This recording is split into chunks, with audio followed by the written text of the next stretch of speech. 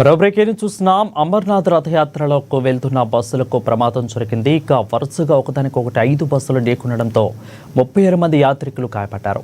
జమ్మూ కాశ్మీర్లోని రాంబన్ జిల్లా చందర్కోట్ వద్ద పహల్గాం బేస్ క్యాంపును వెళ్తుండగా ఈ ఘటన చోటు చేసుకుంది. క్షతగాత్రులను రాంబన్ ప్రభుత్వ ఆసుపత్రికి తరలించి చికిత్స అందిస్తున్నారు. యాత్రికులు అల్పాహారం చేయడం కోసం చాందర్కోట్ వద్ద వాహనాలు నిలిపి ఉంచారు. ఇక అప్పుడే ఒక బస్సు నియంత్రణ కోల్పోయి ఆగి ఉన్న వాటిని ఢీకొట్టింది. ఇదంతా వాహనాలు ఒకదానికొకటి ఢీకొనడంతో యాత్రికులు గాయపడ్డారు.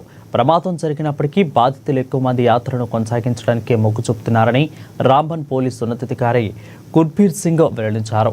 అయితే కొందరికి గాయాల తీవ్రత ఎక్కువగా ఉండడంతో వారు ఆగిపోవాల్సి వచ్చిందని చెప్పారు. ఇక దెబ్బతిన్న బస్సులను మార్చడంతో యాత్ర ప్రారంభమైనట్లు చెప్పారు.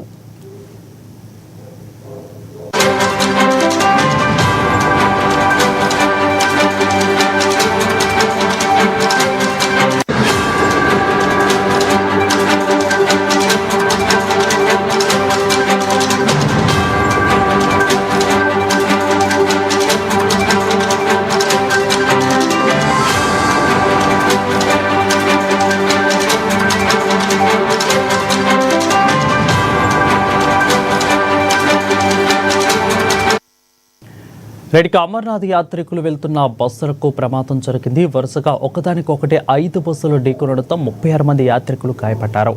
జమ్మూ కాశ్మీర్లోని రాంబన్ జిల్లా చంద్రకోట్ వద్ద పహల్గాం బేస్ క్యాంపుకు వెళ్తుండగా ఈ ఘటన చోటు చేసుకుంది.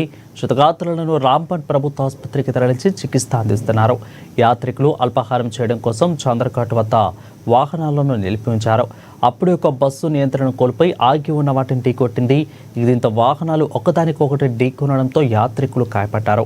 ప్రమాదం జరిగినప్పటికీ బాధితులు ఎక్కువ మంది యాత్రను కొనసాగించడానికి మొగ్గు చూపుతున్నారని రాంబన్ పోలీసు ఉన్నతాధికారి కుర్బీర్ సింగ్ వెల్లడించారు.